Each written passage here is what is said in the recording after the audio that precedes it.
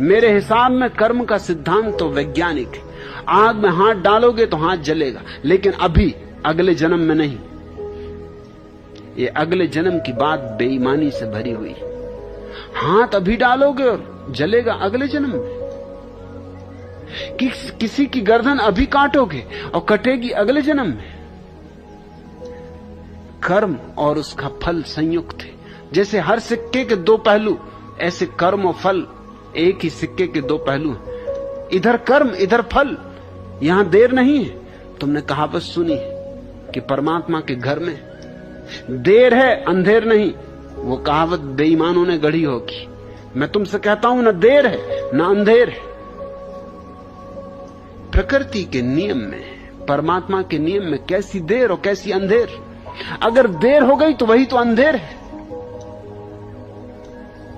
और फिर अगर थोड़ी देर हुई तो ज्यादा हो सकती। फिर देर को लंबाया जा सकता है। फिर फाइल पड़ी रहे जन्मों जन्मों तक।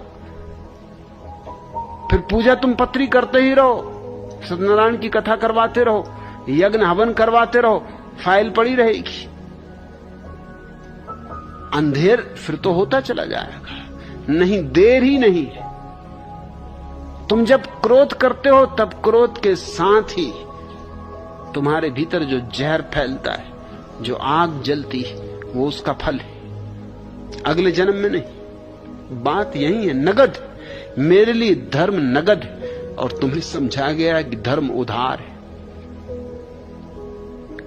तुम अगर अभी प्रेम करोगे तो अभी तुम्हारे जीवन का फूल खिलेगा।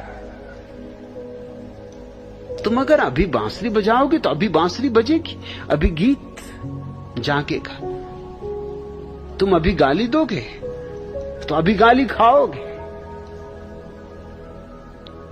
अभी प्रेम बांटोगे तो अभी प्रेम पाओगे। मैं चाहता हूं कि कर्म का सिद्धांत इस वैज्ञानिक व्यवस्था को समझ ले। हम जो करते हैं वो अभी हमें मिल जाता है, इसी क्षण। कल की कोई बात नहीं। लेकिन कल की बात क्यों ईजाद करनी पड़ी? कल की बात पंडित पुरोहितों ने इसलिए ईजाद की कि वो समझाने में असमर्थ हुए बहुत सी बातें। जैसे कि बेईमानों को उन्होंने देखा धन कमा रहे हैं, और ईमानदारों को देखा कि भूखों मर रहे हैं। बस उनको मुश्किल खड़ी हुई, अब क्या करें? अब कैसे इस बात को लीपापोती करें? क्योंकि बेईमान छाती पे चढ़े बैठे, दादागिरी कर रहे हैं, और ईमानदार सड़ रहे हैं। उनकी छाती पे ही यही